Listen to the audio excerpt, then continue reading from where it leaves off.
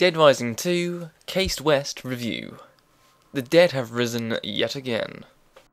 Dead Rising 2 was a very fun game, but you couldn't help to feel you repeated yourself. So is more of the same really worth it? Well, the same way that Case Zero played around a little with the basic formula, Case West attempts to do something different, while retaining everything that made the series interesting. The game takes place after Dead Rising 2, ending A if you really want to know, where motocross star Chuck Green meets up with photojournalist Frank West. They both escape Fortune City and break into Athena Tran's research lab to find evidence to clear Chuck's name and to get Frank's big scoop. Right off the bat, you can see that the game has more of what fans of the series know and love. Zombies? Yeah, zombies are back, but also the save system, the strict time limit, survivors, and plenty of weapons and clothing. The length of the game is about the same as Case Zero, around 4 hours, as is the size of the area you can explore. Based inside a secure lab, however, provides some interesting places to wander around killing zombies. You've got holding pens with a guard tower, personalised living quarters, and of course labs filled with all kinds of surgical equipment. It's a bit different from the mall setting we're so used to. While zombies are back, even with a few special cast zombies, and are a bit of a hindrance, they aren't the main problem in the game. Instead, the area is covered with several different types of human foes. As such, the game is a bit harder than its predecessors, with men armed with automatic weapons around every corner, guards armed with electric stun sticks, and people in fully armoured hazmat suits wielding jackhammer-like devices. Meaning for pretty much the first time in the series, guns are a very effective weapon to have in your inventory, as the map is on multiple levels, leaving you vulnerable to gunfire. Survivors are back, but because there is no safe house, there are no escort missions.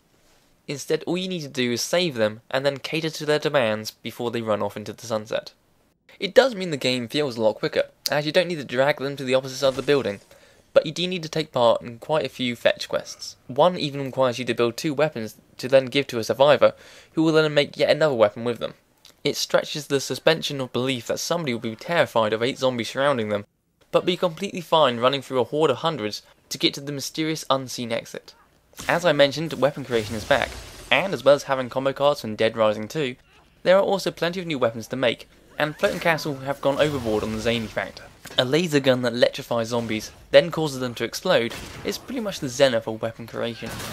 Then you've got new basic weapons scattered throughout that provide new exciting ways to kill the Walking Dead.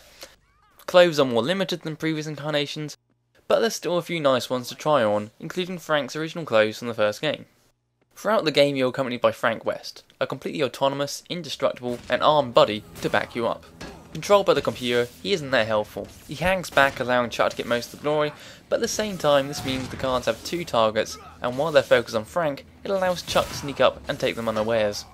The only boss in the game seemed to take great interest in Frank, allowing you to just wander around healing and collecting weapons. However, a friend can join your game, and you can play through the whole game co-op, with the other player taking control of Frank. Certainly beats playing a clone of Chuck. As with Dead Rising 2, the co-op isn't necessary, but it's a nice addition if you prefer cutting up body parts with a friend. Dead Rising 2 Case West takes everything good from the series and condenses it down to its finest elements. It removes some of the more tedious moments of the game and focuses more on what makes it fun, but ramps up the difficulty to compensate. It's really a game for the fans, and if you enjoyed the series so far, then you should definitely pick up the game. It's not just more of the same, it has a distinct feel, but it's definitely aimed at those that have already completed Dead Rising 2. This gets a 7.5 out of 10. You know, you're a little high-strung for a guy who's covered wars.